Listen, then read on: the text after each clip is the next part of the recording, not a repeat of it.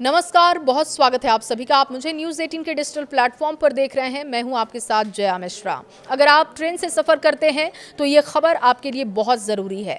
भारतीय रेलवे ने train ticket के किराए में बदलाव कर दिया है।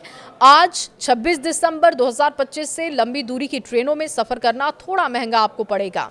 ये बढ़ोतरी जनरल, मेल एक्सप्रेस और AC क्लास के टिकट पर भी लागू होगी। हालांकि राहत की बात यह है कि लोकल ट्रेन और मासिक पास वालों पर इसका कोई असर नहीं होगा।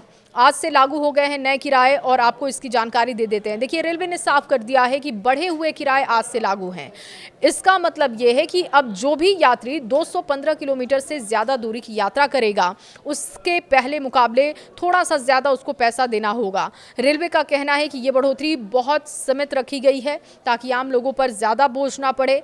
किस कैटेगरी में कितना किराया बढ़ा है, अब इसकी जानकारी आपको देते हैं। देखिए, रेलवे के मुताबिक अगर आप साधारण श्रेणी में ट्रैवल करते हैं और ये जो दूरी है 215 किलोमीटर से ज़्यादा का सफ़र है, तो हर किलोमीटर पर 1 पैसा ज़्यादा अब आपको देना होगा। और इसके साथ ही मेल और एक्सप्रेस ट्रेनों की बात की जाए, नॉन AC कैटेगरी में किराया 2 पैसा प्रति किलोमीटर बढ़ा है।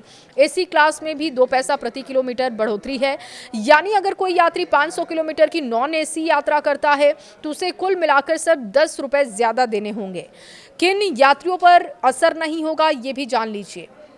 अगर आप 215 किलोमीटर से कम दूरी की यात्रा करते हैं तो आपके लिए कोई बदलाव नहीं है।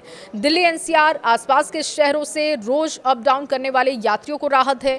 नौकरी, पढ़ाई या छोटे काम के लिए रोज ट्रेन से सफर करने वाले यात्रियों को भी राहत है। पुराने किराए पर ही उनको टिकट मिलेगा।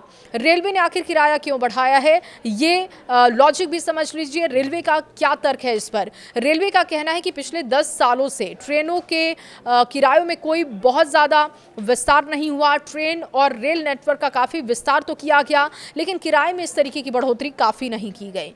ज्यादा ट्रेनों के संचालन और यात्रियों की सुरक्षा के लिए कर्मचारियों की संख्या बढ़ाई गई है। इससे सैलरी और भत्तों का खर्च भी बढ़ चुका है। रेलवे के मुताबिक कर्मचारियों पर खर्च अब 1.15 लाख करोड़ रुपए तक पहुंच चुका है। अगर पेंशन पर सालाना 60,000 करोड़ रुपए खर्च हो रहे हैं, साल 2024-25 में रेलवे का कुल खर्च 2.63 लाख करोड़ रुपए रहा।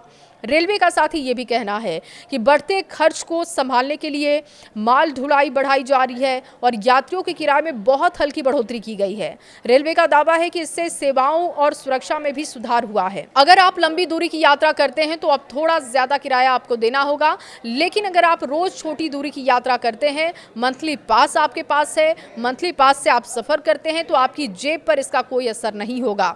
यानी रेलवे ने किराया बढ़ाया जरूर है, लेकिन आम लोगों को ध्यान में रखते हुए सीमित बदलाव किया गया है। खबर पर राय आपकी क्या है, कमेंट बॉक्स में जरूर बताएं।